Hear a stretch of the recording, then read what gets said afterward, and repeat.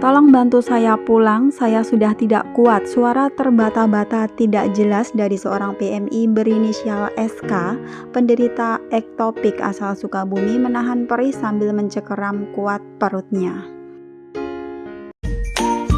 Assalamualaikum warahmatullahi wabarakatuh. Halo sahabat dunia BMI, welcome back to my channel.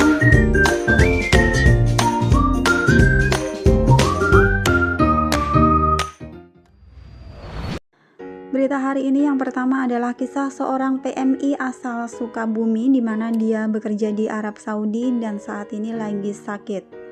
Berita yang kedua adalah mengenai program pembebasan biaya penempatan PMI ditentang oleh Kemenaker dan P3WNI meminta Presiden Jokowi evakuasi kinerja BP2MI.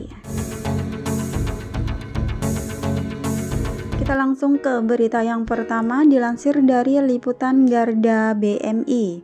Tolong bantu saya pulang, saya sudah tidak kuat. Suara terbata-bata tidak jelas dari seorang PMI berinisial SK, penderita ektopik asal Sukabumi, menahan perih sambil mencengkeram kuat perutnya. Terbaring menahan rasa nyeri cuma itu yang bisa dilakukan oleh seorang pekerja migran Indonesia atau PMI inisial SK asal Caringin Sukabumi, penderita ektopik, hamil di luar kandungan atau rahim, dan saat ini tengah diupayakan kepulangannya melalui jalur mandiri. Saya pun sempat mengunjungi SK pada hari Minggu 21 Agustus 2021 di kontrakannya di wilayah Makkah.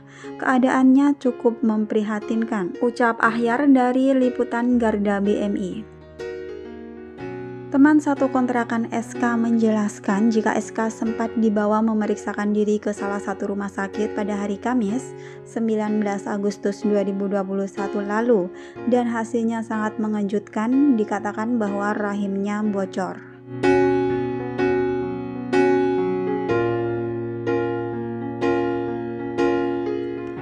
Dokter tidak berani melakukan tindakan medis dengan alasan kurang lengkapnya peralatan di rumah sakit tersebut.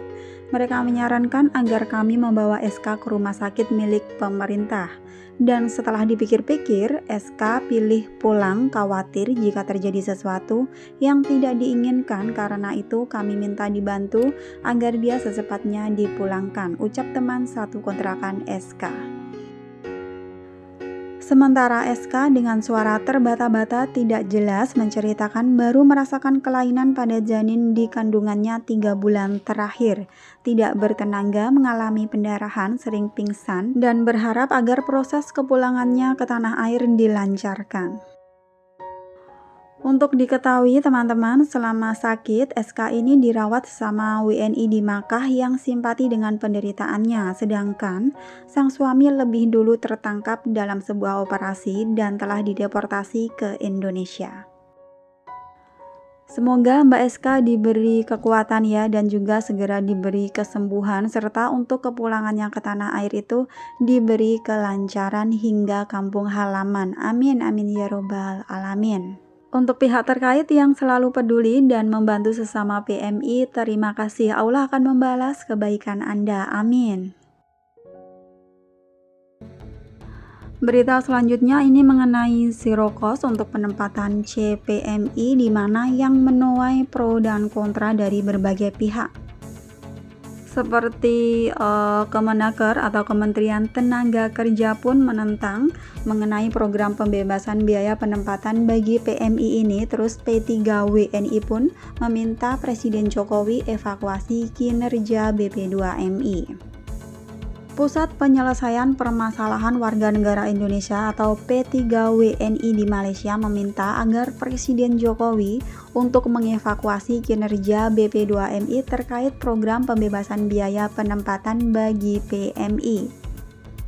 Seperti yang kita ketahui bersama ya teman-teman, kemarin beberapa hari lalu kalau BP2MI itu telah meluncurkan program pembebasan biaya penempatan bagi PMI melalui KUR BNI. Direktur P3WNI Muhammad Zainul Arifin SHMH ketika memberi keterangan kepada media mengatakan kinerja PP2MI perlu dievaluasi karena kebijakan terkait program pembebasan biaya penempatan PMI mendapat tentangan dari Kementerian Ketenagakerjaan RI. Zainul ini merujuk pada surat dari Kemenaker RI kepada Kepala BP2MI tertanggal 30 Juli 2021 yang menyebutkan bahwa berdasarkan ketentuan Perban 09/2020, calon PMI tidak dapat dibebani biaya penempatan. Namun, jika Perban 09/2020 ini akan dilaksanakan melalui kredit tanpa anggunan BNI, calon PMI akan terbebani utang dengan bunga 11%. Untuk itu, BP2MI perlu melakukan penyempurnaan Perban 09/2020.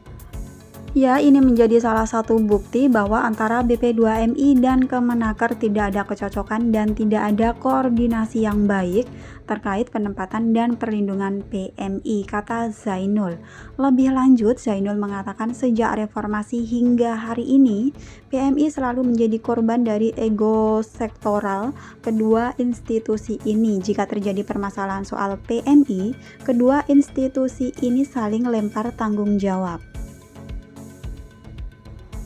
Tumpang tindih kewenangan ini tidak boleh dibiarkan terus-menerus sebab akan membebani keuangan negara karena kerjanya tidak efektif dan malah mubazir.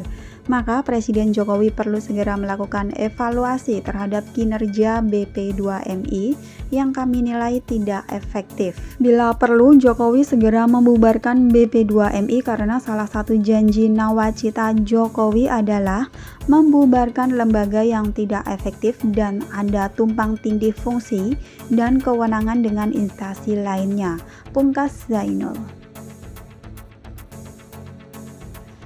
Dan teman-teman, mengenai kenapa Taiwan dan juga Korea hingga saat ini masih belum buka, berikut ini adalah penjelasan dari Bapak Benny Ramdhani, Kepala BP2MI. Surat penutupan untuk berangkat ke negara tertentu, ya, surat pembukaan untuk berangkat ke negara tertentu yang dikeluarkan oleh Naker tentu berdasar juga atas kebijakan dari negara setempat.